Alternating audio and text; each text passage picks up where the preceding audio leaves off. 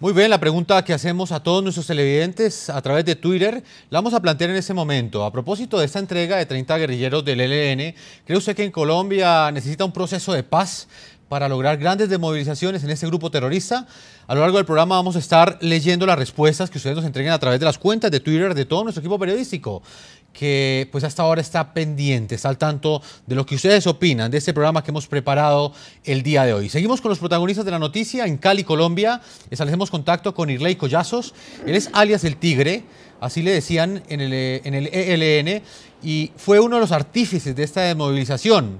Es el cabecilla principal que estableció ese contacto con el ejército, ese contacto del cual nos hablaba hace unos minutos el general Leonardo Barrero, y él fue el que prácticamente logró que el resto de sus compañeros, del resto de los guerrilleros que se encontraban en armas al lado de él, tomaran la decisión de desmovilizarse.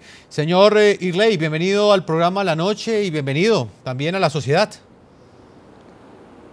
Bueno, muchas gracias y por darme la oportunidad de dirigirme al país.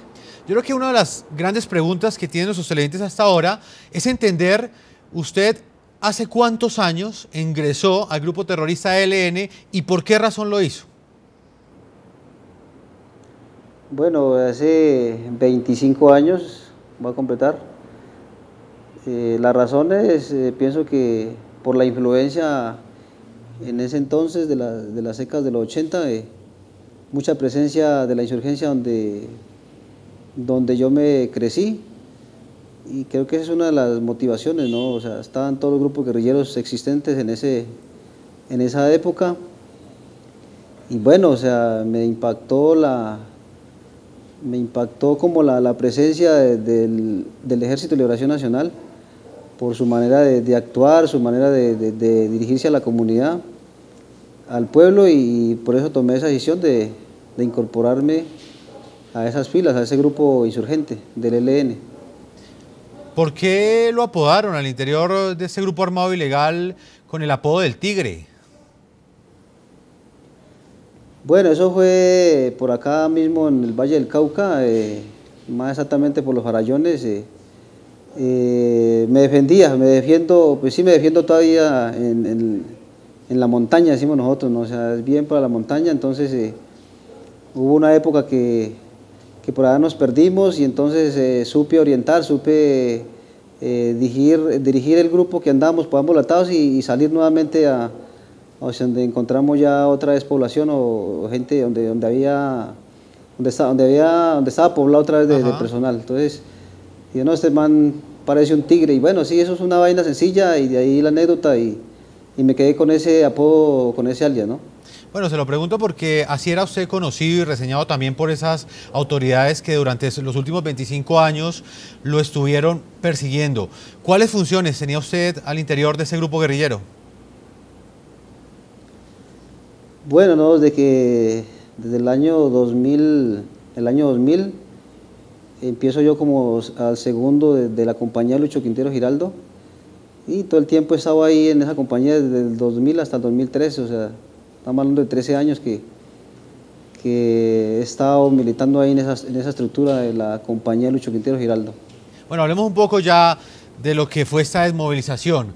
¿Qué lo lleva a usted a tomar la decisión de dejar esta organización criminal luego pues, de haber pertenecido a ella durante 25 años? ¿Qué lo lleva a hacer ese contacto del cual nos hablaba el general hace unos minutos? Establecer ese contacto con el ejército y manifestarle que usted quería dejar las armas. Bueno, creo que todo esto ha sido un proceso, o sea, esto no se consigue de la noche a la mañana. Primero que todo, hace un año atrás, puede ser todavía más de un año, varios muchachos manifestaron estar como cansados, pues estaban como aburriendo, entonces me han pedido como la retirada de la organización.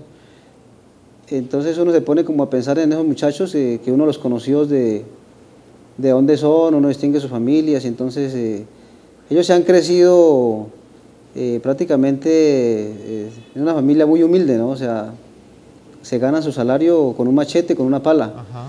Entonces dijimos, bueno, los pelados me estaban pidiendo la salida, y yo les dije, muchachos, hay otras cosas, hay otras opciones, ¿sí? Entonces, de ahí me nace la idea de de aprovechar como el plan de desmovilización, pues que tanto se ha hablado y por los medios de comunicación. Señor Irley, pero ¿por qué en este momento? Sí, Digamos, señor. ¿qué diferencia hay, hubo, digamos, en los últimos meses, en los últimos 4 meses que duraron estos acercamientos? ¿En qué cambió? ¿Qué lo llevó a tomar esta decisión? ¿Hay una presión militar más fuerte o quizás siente usted debilitado al grupo armado al cual usted perteneció? ¿Cuál fue la razón determinante para que usted tomara esa decisión? Sí, bueno, usted me estaba preguntando eso, esas motivaciones, entonces te estoy diciendo que ese proceso dura más o menos ese tiempo donde yo comencé a hacer ese trabajo y ya, y pues primero lo hacía por ellos, ¿no? Primero lo hacía por ellos, pero luego entonces ya también uno cae en un decaimiento en el sentido de que se va cansando, ¿no? Se va cansando uno poco a poco, como se cansa cualquier colombiano de la guerra también. Yo lo he dicho, por lo que uno escucha, por lo que uno mira, por los medios de televisión, hombre, esta guerra nos tiene cansados a todo el mundo, ¿sí? A todo el mundo nos tiene cansados. Pienso que principal al pueblo, uno, el propio combatiente se cansa, algunos mandos nos cansamos también, la tropa también se cansa, todos nos cansamos, y porque es triste que 50 años nos estemos desangrando entre nosotros mismos los colombianos. Entonces todo eso lo pone uno a reflexionar. Y por eso, esos son factores por los cuales uno va tomando estas determinaciones. Y otro factor, algunas situaciones de salud también que uno va requiriendo después de tanto tiempo, unos problemas de salud que de pronto no se pueden resolver internamente allá. Por más que uno quiera, las situaciones de la guerra, a veces, como usted dice, la presión militar, es muy difícil resolver esas cosas de salud, entonces la resuelve uno por acá. Tercer factor, la familia también incide mucho en estas cosas. Los hijos están creciendo solos, sin el apoyo y sin el calor del papá, entonces todas esas cosas lo pueden a uno como a reflexionar y a pensar estas cosas, y por eso tomar esta determinación. Irley, ¿cómo fue ese proceso de convencimiento de sus subalternos? Hay que explicarle a nuestros televidentes que usted inicialmente quiere desmovilizarse, pero luego busca no solamente su desmovilización, sino la de 29 personas más que finalmente usted logró convencer.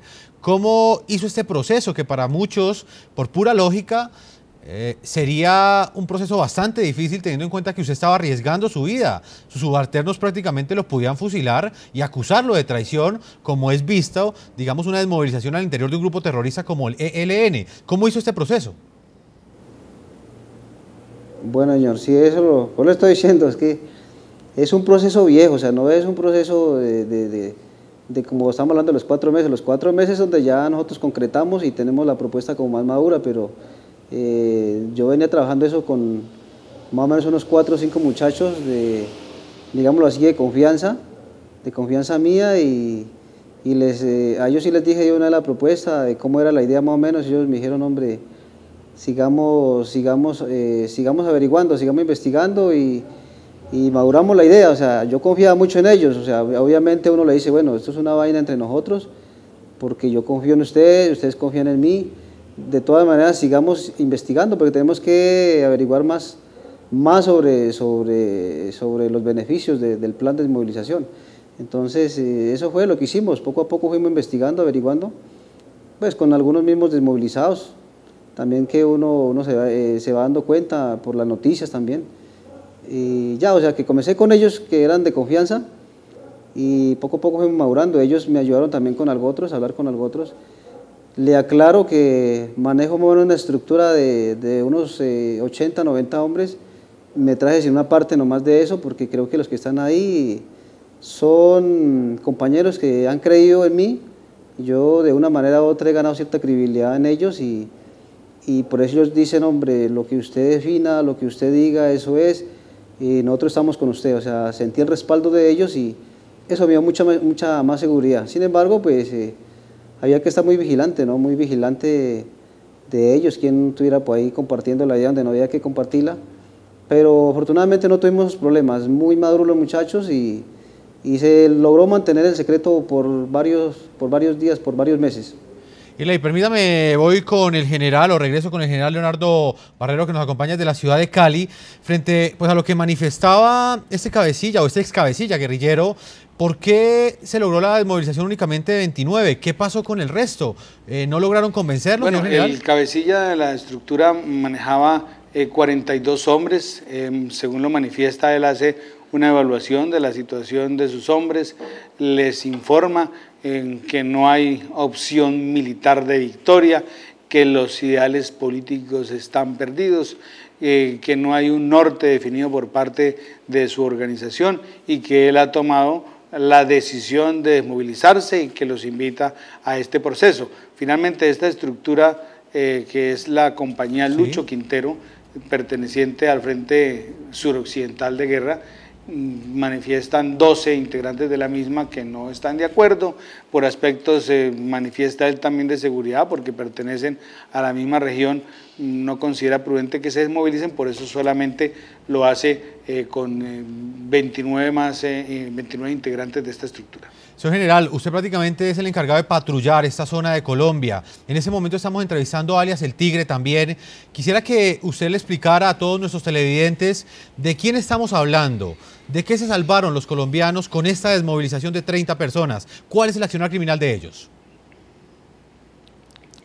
Bueno, mire, la importancia de este cabecilla dentro de la estructura: era un hombre de 25 años dentro de la organización, era miembro del Estado Mayor Regional del Frente de Guerra Suroccidental, era 25 años de experiencia dentro de la organización, un control en las rutas de narcotráfico, con una capacidad delincuencial en cuanto a actividades de terrorismo, extorsión y secuestros.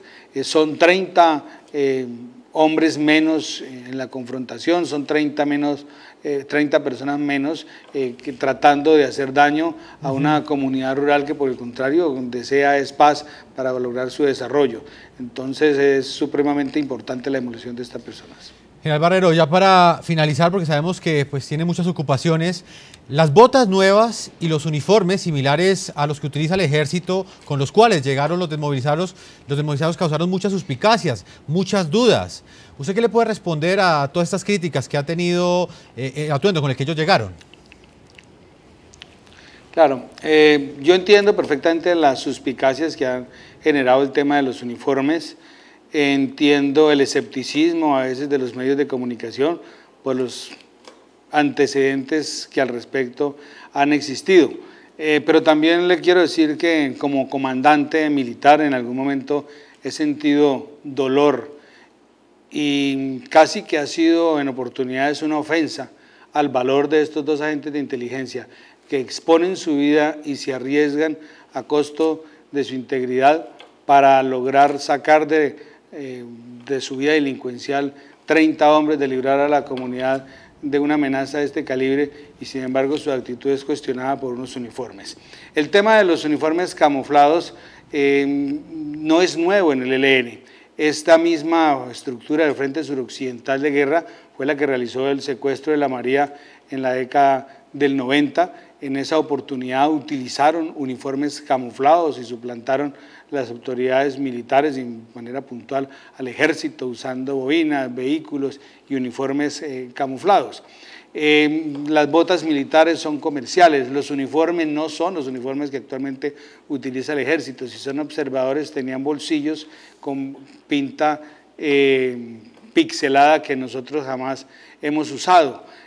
Además, estos guerrilleros no salieron de la selva, es algo que es importante aclarar, y yo por eso esta mañana en un medio noticioso decía: esta desmovilización soporta cualquier tipo de cuestionamiento a nivel investigativo, a nivel mediático, e invitaba a que se hicieran presentes en la jurisdicción del municipio del Tambo, donde ellos delinquían, en todas sus veredas, para que verificaran de primera mano si es cierto o no es cierto que eran guerrilleros. ¿Qué más ofensa o qué más derrota para un combatiente, independientemente del lado ideológico y de la posición que esté, que de poner sus armas y entregárselas a su adversario? Lo mínimo que podían hacer para mantener o esbozar una posición de dignidad era alistarse durante 4 meses, que de hecho tuvieron el tiempo suficiente, presentarse con los mejores uniformes, con los mejores equipos, para dar una imagen de dignidad a una población que lamentablemente los ha censurado. Han censurado más el uso de los camuflados que el valeroso hecho de aceptar la autoridad del Estado, de someterse a la justicia, de aceptar un plan de desmovilización. Entonces yo pienso que es un aspecto que debería cerrarse porque a todas luces demerita el acto de valor de 2 oficiales de inteligencia y las glorias y victorias, por decirlo de manera clara, del Ejército Nacional en este caso. General Barrero, le agradezco este tiempo que usted le ha concedido al programa La Noche, NTN 24.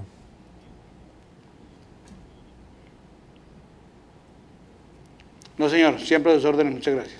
Él era el general Barrero, uno de los protagonistas de esta importante noticia, no solamente en Colombia, sino en América Latina. Él fue uno de los artífices, fue el que logró ese contacto con sus hombres para que 30 guerrilleros, 30 exterroristas del ELN se desmovilizaran y dejaran de hacer tanto daño en Colombia. Cuando regresemos, vamos a la segunda parte de este especial del programa La Noche. Vamos a hablar del proceso de paz. Esta desmovilización se da en el contexto de intenciones por parte tanto del gobierno nacional como de los cabecillas del grupo armado ilegal ELN de adelantar un proceso de paz. Ya regresamos a la segunda parte de este programa La Noche. Ya regresamos con La Noche.